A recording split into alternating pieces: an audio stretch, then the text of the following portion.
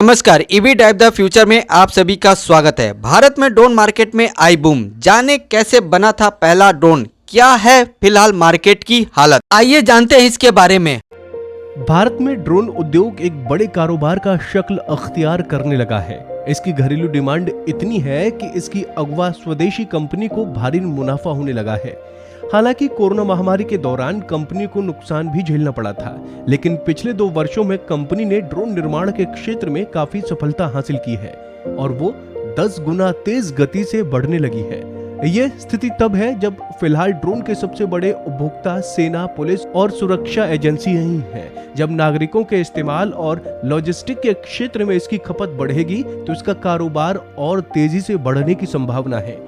ET की एक report के मुताबिक मुंबई स्थित आइडिया फोर्ज टेक्नोलॉजी ड्रोन बनाने वाली भारत की सबसे बड़ी स्वदेशी कंपनी बन चुकी है।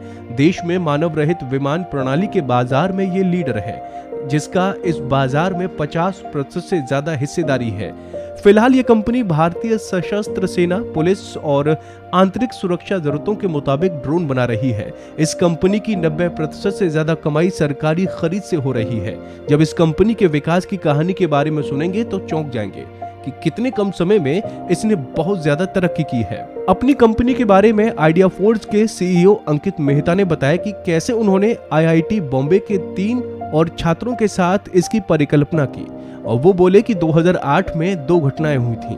हम एक प्रतियोगिता में जीते थे जहां हमने आईआईटी बॉम्बे को अमेरिका की एमआईटी के साथ एक पोजीशन दिलाने में मदद की थी, और जब मुंबई में ताज होटल पर हमले हो रहे थे तब हमें लगा कि तीसरी, चौथी या 5वीं मंजिल तक पहुंचने के लिए वायुसेना के हेलीकॉप्टर जो कोशिश कर रहे थे, शायद हमारे ड्रोन होते तो वो काम ज्यादा आसानी से कर सकते थे, जिसमें ज्यादा जोखिम भी नहीं होती।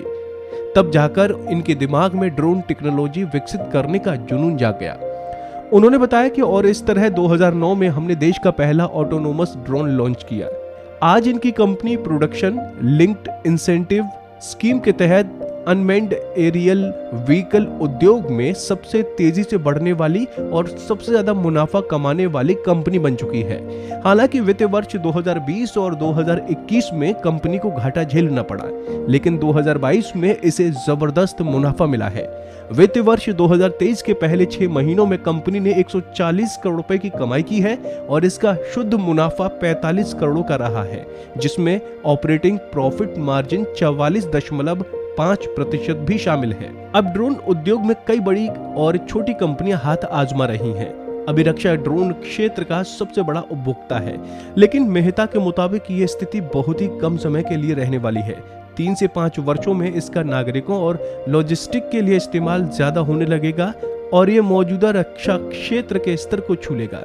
उन्होंने अनुमान जताया है कि 2030 के अंत तक ये तीनों पूरे ड्रोन इकोसिस्टम में बराबर के भागीदारी हो सकते हैं। उन्होंने बताया कि पिछले 2 वर्षों में उनकी कंपनी 10 गुने रफ्तार से बढ़ी है। इसकी वजह यह है कि महामारी के माइंडसेट से बाजार बाहर निकल रहा है, स्वामित्व योजना काम आ रही है, सीमा पर भी जरूरतें बढ़ी हैं और वैश्विक स्तर पर भी ऐसे हालात बने हैं कि इसकी मांग बढ़ रही है। इसीलिए इसके विकास में इतनी रफ्तार दिखाई पड़ रही है। अब ये उद्योग अपनी संसाधनों को बढ़ाने पर जोर दे रहा है ताकि प्लांट की क्षमता को बेहतर किया जा सके, क्योंकि भविष्य में ड्रोन की मांग में और ज्यादा तेजी आने की संभावना है। दोस्तों, उम्मीद है कि आपको हमारी जानकारी पसंद आई होगी। ऐसे तमाम अपडेट्स के लिए बने रहिए ईवी ड्राइव द फ्यूचर के साथ।